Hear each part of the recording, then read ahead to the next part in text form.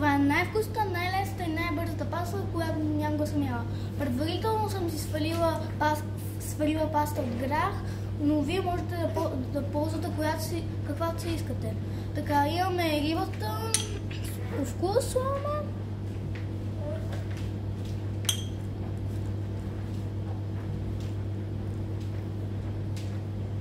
Така, също така имаме 2 лъжици песто.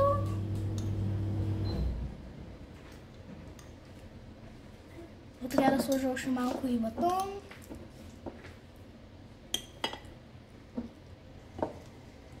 Така, и още една лъжица песто.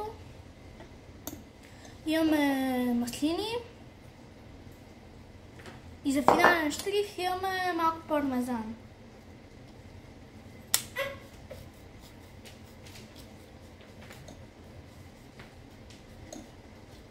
Вуаля! Това е най-вкусната, най-лесната и най-бързата паста, която някога съм яла. Ако искате още видеа, последвайте ме.